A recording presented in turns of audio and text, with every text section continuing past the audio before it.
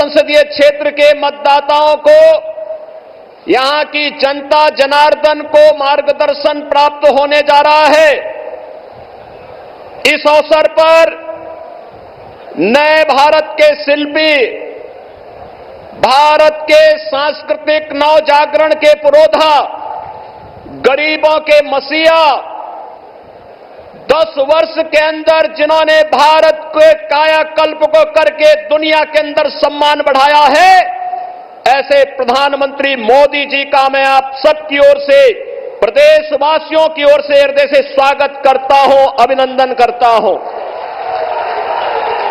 बहनों और भाइयों, ये हम सबका सौभाग्य है, भारतवासियों का सौभाग्य है कि आज दुनिया का सबसे लोकप्रिय राजनेता, जिनके मन में गरीबों के प्रति, नौजवानों के प्रति, अन्नदाता किसानों के प्रति, अपने परंपरागत हस्तशिल्पी और कारीगरों के प्रति, जिनके मन में महिलाओं के उत्थान के प्रति एक पीड़ा है, एक संवेदना है, और जिन्होंने अपना पूरा जीवन मां भारती के चरणों में समर्पित करते हुए उनकी खुशहाली और उनके उत्थान के लिए समर्पित किया है, ऐसे प्रधानमंत्री मोदी जी का आगमन आज आजमगढ़ की धरती पर हुआ है। बहनों और भाइयों, आज से 10 वर्ष पहले का भारत पहचान के संकट से और विश्वास के संकट से जूझ रहा था। सुरक्षा का एक खतरा हर एक व्यक्ति के ऊपर मंडरा रहा था। विकास कार्य कांग्रेस नेतृत्व सरकार के भ्रष्टाचार की भेड़ चढ़ चुकी थी और गरीब कल्याण के नाम पर गरीब भूख से मरता था, किसान आत्महत्या करता था, बेटी और व्यापारी सुरक्षित नहीं थी। और आजमगढ़ का तो कहना ही क्या है, कहीं भी देश और दुनिया में आतंकी घटना घटित होती थी, उसके तार इस आजमगढ़ जनपद से जुड़ करके पूरे आजमगढ़ को बदनाम कराया जाता था। बहनों भाइयों, पिछले 10 वर्ष में आपने बदलते हुए भारत को देखा है। एक नया भारत का दर्शन कर रहे हैं।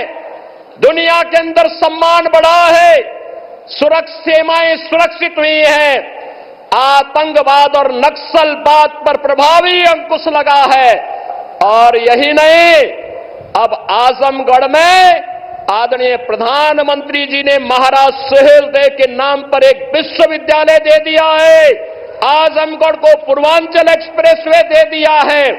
और अभी 2 महीने पहले ही प्रधानमंत्री जी आजमगढ़ आए थे, आजमगढ़ वासियों को एयरपोर्ट की सौगात भी दे गए हैं।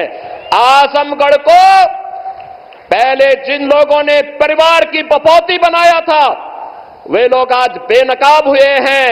आज आजमगढ़ चाहे वाराणसी से हो, चाहे गोरखपुर से हो, चाहे अयोध्या से हो, चाहे प्रयागराज से हो, 4 लेन की बेहतरीन कनेक्टिविटी के साथ जुड़ करके नए भारत के नए उत्तर प्रदेश का नया आजमगढ़ बन चुका है। और इसलिए बहनों और भाइयों, अब आपको देश और दुनिया में जाने में संकट नहीं होता है।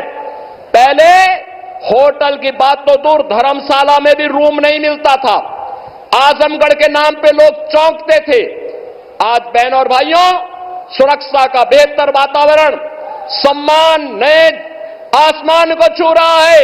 ओडीओपी के माध्यम से आदरणीय प्रधानमंत्री जी के मार्गदर्शन में जो नई पहचान मिली है, इस पहचान को तो आगे बढ़ाने का काम हुआ ही है। साथ साथ अब तो पूरे देश के अंदर अब तक 4 चरणों के चुनाव हुए हैं, 3 चरण बाकी है। 4 जून का इंतजार के बगैर पूरे देश के अंदर आवाज आ रही है कि फिर एक बार और अब की बार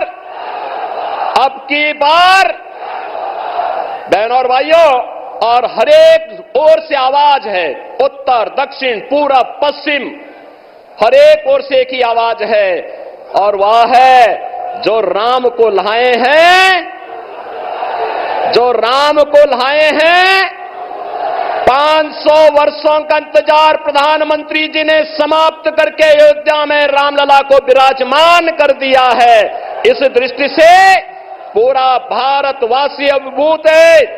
मोदी जी के तीसरे कार्यकाल का इंतजार कर रहा है और इस दृष्टि से एक बार जब यहां पर प्रधानमंत्री जी का आगमन हुआ है, बहनों और भाइयों, आजमगढ़ में आपने उपचुनाव में दिनेश लाल यादव निरुआ को चुनाव जिता करके भेजा था और आज तो लालगंज में श्रीमती संगीता आजाद भी और श्रीमती नीलम सोनकर भी मिलकर के भारतीय जनता पार्टी के कमल को खिलाने के लिए आप सबके सहयोग से आगे बढ़ चुकी हैं और इन सबको आशीर्वाद देने के लिए और जनता जनार्दन का आशीर्वाद लेने के लिए आदरणीय प्रधानमंत्री जी का आगमन हमारे बीच में हुआ है। मैं इस अवसर पर आप सभी आजमगढ़ वासियों की ओर से एक बार फिर से आदरणीय प्रधानमंत्री जी का हृदय से स्वागत करता हूं, अभिनंदन करता हूं और आप सबका आह्वान करता हूं कि बहनों और भाइयों, हमें भटकना नहीं है, बहकना भी नहीं है। जिन्होंने हमारे लिए किया है, जिन्होंने हमें पहचान दी है, जिन्होंने हमें सुरक्षा दी है, निसंकोच और बेझिझक हमें कमल खिलाने के इस अभियान के साथ जुड़ना है। इस संकल्प के साथ मैं अपनी वाणी को देता हूं विराम। जय जय श्री राम।